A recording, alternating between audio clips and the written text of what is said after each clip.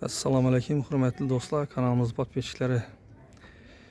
Do'stlar, bugün Urdu'nun yanında bize Urdu yanından joy ko'ra bilgan do'stlarimiz, muxlislarimiz bo'lsa, sizlar uchun 400 kvadrat ishi hovli joyimizni obzorini ko'rsatib o'tamiz. Eshikning oldalarini qarasangizlar, ziloniy zonalari, bu tarafdan, o'ng taraf, chap tarafda ziloniy zonalari bor. Eshikning oldi navisatsiyalangan. Xonadonimizga giraverish qismimiz Şimdi bir demir darvozalardan koyulgan. İçleri apşıp getirilgan. Bismillahirrahmanirrahim. Xonaramıza girganimizdan şimdi bir ullu dalan tushgan 10 metre 5 metre olup bu yan tarafımız G. Xalasanızda birini eshik qo'yib beklab bir xona atib bersangizlar ham bo'ladi. Xalasanızda shunday holda qoldirsangizlar ham bo'ladi. Patologları gipsakardondan figura verip natijni aytilingan. Girganimizdan o'ng tarafimizda shunday bir xonasi bor. Bu yerni endi sanuzel etib qo'yibdilar bular. Ham kuxnya. Bu yerni ochib turib xona atib sanuzelni balondan zatsangizlar ham bo'ladi. Endi olganda kim nishab zatishni endi o'zi yuzuna qarab zataveradi. Bu yerda rakyuna mestamız yine. Bir de yine avtomatlara koyulgan. Yerimizden ki ikinci xonamiz zalimiz oladdan 5'e 9 tushgan yerimiz. Patologlar gipsakardondan zatilib tayyor holatida deb aytamiz. Endi suvoqda turibdi do'stlar.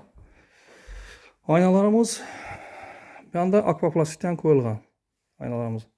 Registrlarimiz evvelki registrlardan koyulgan. Ataplinemiz. Bu joyimizni Pajarniy xotam bor do'stlar. Yani şöyle yine Pajarniy xotam bor. Eshiklarimiz taxta eshikdan koyulgan. Bu xonamizdan chiqqandan keyin bu yoqda yana bir xonasi bor. Kichkina spalniy, detskiy spalniy bir. Şimdi görünüşten uyumuz. Bir de yine bir spalnisi. Detskiy spalni birim. Şimdi görünüşte. Pollarımız taxta pol. Eshiklarimiz taxta eshiklardan avvalgi. Chiqqandan bir de yine bir xonamiz. Akvaplastik yanalar qo'yilib, registrlar qo'yilib, taxta poldan pollatilgan. Shunday görünüşden. Bu yanımızda indilik ekan birimiz. Yana bir xonasi bor bu yerda. Birini kuxnyasi desangizlar ham bo'ladi. Alyanni xonasi turib, birini kuxnyasi bersangizlar ham bo'ladi. Kotyolumuz evvelgi kotyollardan qo'yilgan. Ekonomishki. Bog' tarafımıza çıksak bog' kısmına. Bog' kısmı shunday görünüşden do'stlar. Bu yerda yine kaldırıpçası bu. Letni tuvaletleri. Shunday görünüşden do'stlar. Bog'. Do'stlar, bu xonadonimiz 400 kvadrat metr. Urdu universitetinin yanında joylashgan joyi. Mesta poложенияsi. Puluna gelsak birine do'stlar, pulunu 950 milyon deb turibdilar.